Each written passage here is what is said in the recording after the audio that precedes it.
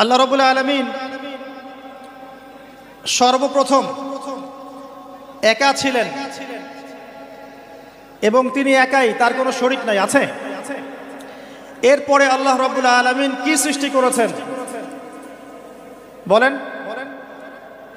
আল্লাহ পাক সর্বপ্রথম কি সৃষ্টি করেছেন? জি,